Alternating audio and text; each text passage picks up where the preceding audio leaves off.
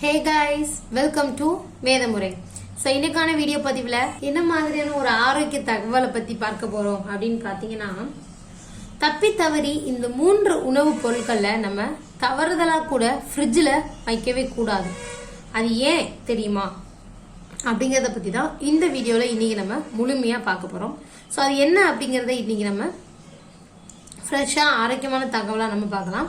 But அதுக்கு முன்னாடி இப்பதான் நம்மளோட சேனலை நீங்க முதல் முறையா பார்க்கறீங்க அப்படின்னா வீடியோக்கு கீழே இருக்கக்கூடிய சப்ஸ்கிரைப் பட்டனை டச் பண்ணி நம்மளோட சேனலை உடனடியாக ஒரு சப்ஸ்கிரைப் பண்ணிடுங்க. பக்கத்துல ஒரு பெல் சிம்பிள் இருக்கும், அதையும் நீங்க டச் பண்ணீங்கன்னா மட்டும்தான் நான் போடக்கூடிய வீடியோக்கள் எல்லாமே உங்களை வீடு தேடி வந்து சேரும்.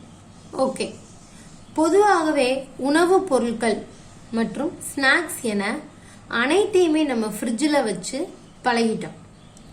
அந்த இதில் அதாவது இது எதுக்காக மெயினாக ஃப்ரிட்ஜில் வைக்கிறோம்னா, நம்மளோட உணவுப் பொருளானது அந்த கொசுக்கள் பூச்சிகள் ஆகியவற்றிலிருந்து பாதுகாக்கணும் அப்படிங்கிறதுக்காக மட்டும்தான் ஃப்ரிட்ஜ் பயன்படுது அப்படிங்கிறதுக்கும். அதுலேயும் கோடை காலத்தில் பார்த்தீங்கன்னா அனைத்து உணவுப் பொருட்களையுமே ஃப்ரிட்ஜில் வைக்கக்கூடியது தான் வச்சுருக்கோம். ஃப்ரெஷ்ஷாக வந்து ஃப்ரிட்ஜில் வச்சோம்னா மட்டும்தான் ஃப்ரெஷ்ஷாக இருக்கும் அப்படிங்கிற ஒரு இதோடையே எல்லா பொருட்களையுமே நம்ம வாங்கி வாங்கி வாங்கி உள்ளே வந்து நம்ம வச்சு இது பண்ணிடுவோம். பழங்கள், காய்கறிகள் அல்லது உணவுப் பொருட்களை குளிர்சாதன பெட்டிகளில் வைப்பதன் மூலம் அவை பல நாட்களுக்கு கெடாமல் புதிதாகவே இருக்கும். ஆனால் சில பொருட்களை ஃப்ரிட்ஜில் வைப்பது அப்படிங்கிறது வந்து உங்களோட ஆரோக்கியத்தை கெடுக்கக்கூடிய வகைகளில் இருக்கும். அப்படிங்கிறதுனால அந்த 3 பொருட்கள் என்ன, அது ஏன் நம்ம தப்பி தவறி ஃப்ரிட்ஜில் வைக்கக்கூடாது அப்படிங்கிறத இப்போ நம்ம ஒன் பை ஒன்னாக பார்க்கலாம்.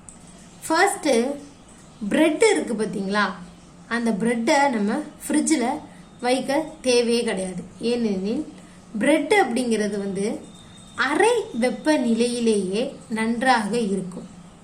நீங்கள் அதனை குளிர்சாதன பெட்டியில் வைத்தீங்க அப்படின்னா அது காய்ந்து கெட்டியாக மாறிவிடும். இதனால் அது ரொம்ப காய்ஞ்சு கெட்டியாக மாறிடுச்சு அப்படின்னா அது மட்டும் இல்லாமல் அதோட சுவையுமே பார்த்தீங்க அப்படின்னா கம்ப்ளீட்டாக சேஞ்சஸ் ஆயிரும். மேலும் பிரெட் பாக்கெட்ல கொடுக்கப்பட்ட காலாவதி தேதியை பார்த்து வாங்குவதால் அதனை குளிர்சாதன பெட்டியில நம்ம வைக்க வேண்டிய அவசியம் அப்படிங்கிறது வந்து இருக்கவே இருக்காது. அடுத்து தேன். தேன் அப்படிங்கிறது வந்து பல உணவுப் பொருட்கள்ல பயன்படுத்தப்படுது. சிலர் தேன் கெட்டு போய்விடுமோ என்ற பயத்துல குளிர்சாதன பெட்டியில வச்சு யூஸ் பண்ணுவாங்க. ஆனால் தேனை குளிர்சாதன பெட்டியில் வைப்பதன் மூலம் அந்த தேனின் படிகங்கள் அப்படிங்கிறது உருவாகி இதனால் தேனின் சுவை அப்படிங்கிறது வந்து மோசமாகிவிடும். அது உங்களோட ஆரோக்கியத்தை ரொம்பவே வந்து பாதிக்கக்கூடிய ஒரு விஷயமாகவும் அமையும். ஸோ அதனால தேனை வந்து நம்ம ஃப்ரிட்ஜில் வைக்கவே கூடாது. அடுத்து, பெரும்பாலான மக்கள் உலர்ந்த பழங்கள் மற்றும் நட்ஸ் ஆகியவற்றை குளிர்சாதன பெட்டியில வந்து வைத்திருப்பதை நம்ம பார்த்துருப்போம். அப்படி இருக்கக்கூடிய அதில் வந்து நம்ம வைக்கக்கூடாது. ஏன் அப்படின்னு பார்த்தீங்கன்னா, அவற்றை வெயிலில் வைத்தால் மட்டும்தான் அவை விரைவில் அந்த இது வந்து கெட்டு போய்விடும் என நம்புகிறாங்க. ஆனால் உலர்ந்த பழங்களை நம்ம வெயிலில் வைத்திருப்பதனால் பல அந்த இது மாதங்கள் ஆனாலும் அவற்றிற்கு ஒன்றும் வந்து ஆகவே ஆகாது. ஸோ இதனால ஒரு நல்ல பெனிஃபிட் வந்து நம்மளுக்கு கிடைக்கும்.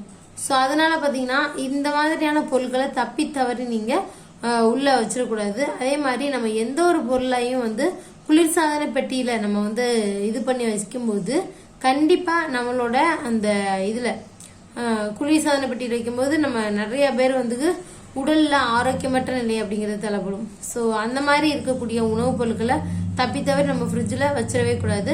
ஸோ அதில் வந்து கொஞ்சம் கேர்ஃபுல்லாக இருங்க, நல்ல ஒரு ஆரோக்கியமான பலன்கள் வந்து உங்களுக்கு கிடைக்கும். ஓகே, இந்த வீடியோவில் நான் உங்களுக்காக சூப்பராக சொல்லியிருக்கக்கூடிய இந்த அருமையான பியூட்டிஃபுல்லான ஆரோக்கிய தகவல் உங்களுக்கு பிடிச்சிருக்கு மற்றும் பயனுள்ளதாக இருக்கு அப்படின்னு நீங்கள் நினச்சிங்கன்னா இந்த வீடியோ பதிவுக்கு ஒரு லைக் ஷேர் பண்ணிடுங்க. நாளைக்கு இது போன்ற வித்தியாசமான வீடியோக்களுடன் நமது வேதமுறை சேனல் மூலிமா மறுபடியும் நான் உங்களை வந்து சந்திக்கிறேன். அது வரைக்கும் வாழ்க வளமுடன்.